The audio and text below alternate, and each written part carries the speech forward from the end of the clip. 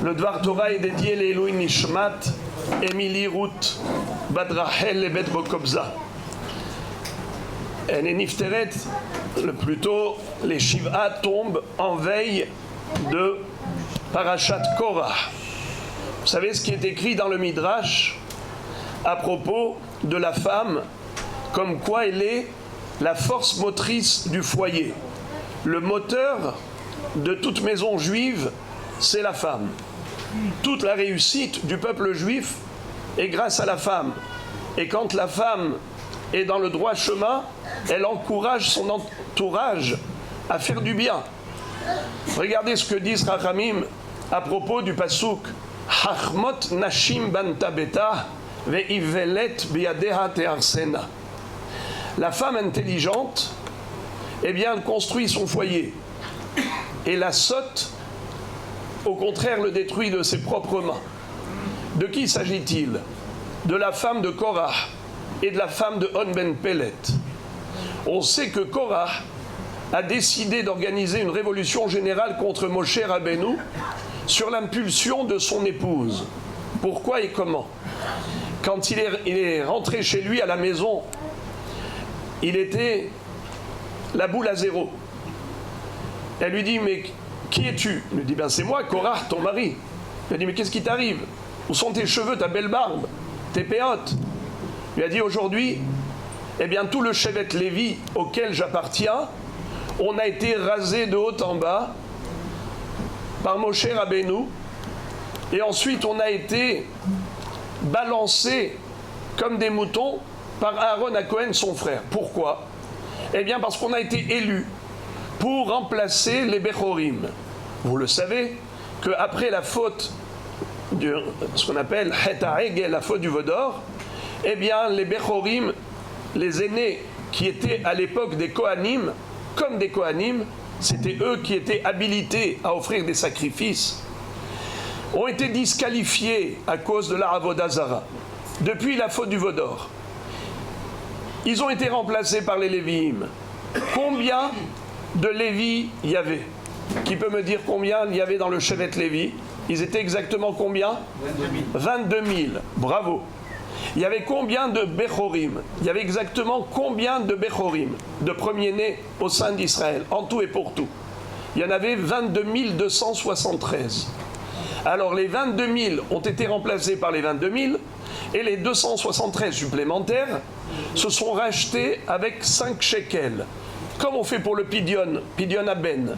Le papa il donne au Kohen 5 shekalim. Eh bien ils ont donné à Aaron à Kohen 5 slaim. Les 5 slaim. Mais ce jour d'intronisation des Lévi'im, il devait procéder à tout un déroulement de purification. Entre autres, le rasage intégral du corps. Ensuite, l'immersion dans le mikvé. Ensuite, le balancement. Exactement comme on faisait pour un korban. Lorsqu'on devait consumer les graisses sur l'autel, alors les graisses étaient d'abord balancées par le Kohen, ce qu'on appelle Tenoufa. Aaron à Cohen avait une force incroyable, surhumaine. Il a pu balancer le même jour 22 000 Lévi'im. Korah, quand il raconte tout cela à son épouse, elle lui dit, mais ça ne va pas, vous n'êtes pas des moutons de panurge, vous n'allez pas vous soumettre à Moshe Rabbeinu et il fait de vous ce qu'il a envie. Il lui a dit, qu'est-ce que tu veux qu'on fasse? Il a dit, bien, organise une manif, une rébellion, une révolution générale. Il a dit, mais comment tu veux que je fasse ça? Figurez-vous, elle lui a confectionné des talites de couleur bleu-azur, techelet, pour lui et les 250 personnes qui l'ont accompagné, qui étaient des rachés Sanhedrin. Ils sont venus chez Moshe Rabbeinu avec ces talites. Et ils ont voulu le tourner en dérision, le ridiculiser. Comment? Ils lui ont posé une question très simple. Moshe, est-ce que ce talit a besoin de fil bleu-azur? Pétil techelet? Il a dit bien sûr. Évidemment, quelle différence? Akadosh Baruch Hu n'a pas établi de distinguo entre un talit d'une couleur blanche ou bleue ou noire, que ça change. Alors ils ont éclaté de rire en ridiculisant Moshe. Ils lui ont dit, mais si déjà un talit qui est tout blanc, il est suffisant d'avoir un fil bleu pour la quitter, si le talit il est entièrement bleu azur, faut-il rajouter encore un fil bleu? Il n'y a aucune logique à ce que tu dis. Il semblerait que tu es l'inventeur des mitzvot, que Dieu ne t'a pas donné la Torah, Chas v'Shalom. En fait, c'est toi qui inventes les mitzvot. La preuve que c'est illogique ce que tu dis. Eh bien, il leur a dit, maintenant, qu'est-ce que vous voulez? Ils étaient les 250 avec Korach, ils ont dit, on veut être Kohen Gadol. Pourquoi tu as décidé que c'est ton frère qui est Kohen Gadol? Ok, toi, tu es le roi d'Israël, le guide. Tu as été missionné pour les faire sortir d'Égypte. Mais pourquoi tu as décidé que ce soit ton frère, le Kohen Gadol? On veut tous être Kohen Gadol. Moshe Rabbeinu leur dit, vous savez, dans toutes les religions, il y a plusieurs divinités, plusieurs temples, plusieurs prêtres. Chez nous, on n'a qu'un seul Dieu, on n'a qu'une seule Torah, un seul sanctuaire, un seul Kohen Gadol. Eh bien, vous voulez tous être des grands prêtres? Sachez que il y aura une élection. Dieu va choisir celui qu'il souhaite voir officier dans le Saint-Temple. Alors vous allez tous venir avec un encensoir. Vous allez venir tous avec une mahavat. Vous allez venir tous avec une mahta. Et on mettra la kétoret dedans. Et il y aura un feu céleste qui va consumer la kétoret que Dieu a choisie. Mais tous les autres seront brûlés par ce même feu céleste. Vous êtes avertis. Un homme averti en vaut deux. Eh bien, malheureusement, ils n'ont pas compris le message. Ils étaient tellement influencés par Korach. Ils étaient dans un effet de révolution contre Moshe Rabbeinu. Eh bien, ils n'ont pas réfléchi deux fois. Ils y ont été en âme et conscience. Résultat des courses, malheureusement, ils ont tous été foudroyés par ce feu céleste. Seule la kétoret de Aaron à Cohen a brûlé dans l'encensoir. Et finalement, non seulement qu'il a été élu, mais les autres qui ont été brûlés, et Korach lui-même va être aussi brûlé, et il va être aussi englouti avec sa famille, à part ses trois fils qui ont fait teshuva au dernier moment. Mais en tout cas, Hachamim nous disent pourquoi Korach a eu les deux sanctions, et brûlé et englouti.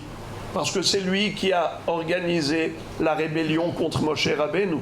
Si il n'avait pas été brûlé, ceux qui ont été brûlés auraient dit mais pourquoi lui a échappé à ce feu divin?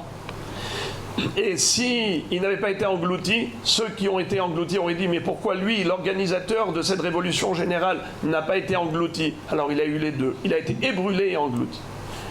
Ça, c'était, nous disent Chachamim, à cause de qui? À cause de son épouse qui l'a poussé contre Moshe Rabbeinu. Mais il y en avait un des 250 personnes, une des 150 personnes qui a échappé à ce sort terrible. C'était qui? Il se nommait On Ben Pellet. On Ben Pellet a été sauvé, nous disent nos maîtres, grâce à son épouse. Sa femme lui a dit, dis-moi, où tu vas? Pourquoi tu prends ton chapeau, ton manteau? Il a dit, ben, je vais rejoindre la coalition. Quelle coalition? Eh ben, c'est l'opposition contre Moshe Rabbeinu. Il dit, quoi? Qu'est-ce qui se passe? Et il raconte. Il nous a tous rasés, il a rasé tous les Lévi'im, et ensuite il les a balancés comme des moutons, et son frère, il a habillé avec les 8 vêtements sacerdotaux, c'est-à-dire les vêtements du Kohen Gadol, comme une kala, tellement beau, majestueux, splendide, et les autres, regarde-moi qu'est-ce qu'il leur a fait. Il a dit, dis-moi, c'est qui l'organisateur de cette manifestation? Il a dit, Korach. Il a dit, dis-moi, et si Korach gagne la guerre, la bataille contre Moshe Rabbeinu, est-ce que toi, ton poste, il va changer? Il a dit non. Il a dit, dis-moi, quel est ton intérêt dans cette histoire? Tu veux aller contre Moshe Rabbeinu sans rien gagner, sans aucun intérêt? Mais réfléchis. Si encore tu avais une promotion par la suite, je peux comprendre. Mais là, tu vas rester I Moshe Rabba at Talmida, I Korach Rabba at Talmida. Il lui dit, tu as raison, mais c'est trop tard. j'ai déjà signé un engagement. Je dois rejoindre le groupe. Qu'est-ce qu'elle a fait? Elle a ouvert l'armoire, elle a sorti le whisky, la boucha, le harak, elle a fait un cocktail, elle lui a donné à boire et elle lui a chanté une berceuse et il a plongé dans un sommeil profond. Il s'est endormi. Ils sont venus le chercher quand ils ont vu qu'il était absent. C'était un homme important. Qu'est-ce qu'elle a fait? Elle s'est mise à l'entrée de la tente, elle a retiré son couvre-chef, son foulard, et elle s'est mise à se coiffer à l'extérieur. Quand ils l'ont vu comme ça découvrir ses cheveux en tant que femme mariée, eux qui étaient des gens qui prétendaient être saints, ils ont dit, pas question qu'on aille chercher On Ben Pellet dans ces conditions, on retourne. Ils ont rebroussé chemin. Quand il s'est réveillé, il s'est rendu compte du miracle dont il a bénéficié, du danger auquel il avait échappé grâce à son épouse. Et là, nous dit le Midrash, Hachmot Nashim Banta Beta, l'intelligente parmi les femmes construit son foyer, Ze Ishto Shel On Ben Pellet, Ve'ivelet Biadea de Arsena, Zo Ishto Shel Korah. La stupide détruit son foyer de ses propres mains, c'est la femme de Korah. Et dit Rachamim, Hakol Mina Isha, quand la femme est vertueuse, qu'elle incarne de bonnes qualités, de bonnes vertus, eh bien, elle est capable de construire son foyer, sauver son mari de toutes sortes de dangers, encourager ses enfants à faire du bien. La femme de Korah, c'était le contraire. Je terminerai en disant que On Ben Pellet porte ce nom, nous dit le Midrash, c'est en fait un surnom. Pourquoi? On, ça vient du mot onen, endeuillé. Vous savez qu'avant l'enterrement, après l'enterrement, il s'appelle Avel, les endeuillés, Avelim. Mais avant l'enterrement, comment il s'appelle? Onen. Eh bien, on, ça vient du mot onen. Sheyashav kol yamav be'aninut. Toute sa vie, il a porté le deuil de cette déviation. Comment il a osé, à un moment donné, aller contre Moshe Rabbeinu, poursuivre Korah. Il s'en est voulu toute la vie. Ben, Bina, l'intelligence, Ra'a ve'evin, Pelet, Pele, Pelaot Naasulo. Il a mérité un miracle, Pele, des prodiges. Eh bien, voilà comment On Ben Pellet a fait Teshuvah. Je terminerai en disant qu'il n'y a pas que lui qui a échappé, même les fils de Korah. Korah avait 3 fils, bravo. Comment ils s'appelaient les 3 fils de Korah? Alors, il y en avait un qui s'appelait Assir, le deuxième Elkana, le troisième Avi Asaph. Et vous savez que dans Tehilim, on voit à chaque fois l'Amnatseach Livne Korah Mizmor. C'est qui Bene Korah? Ces 3 fils qui ont échappé à une mort certaine.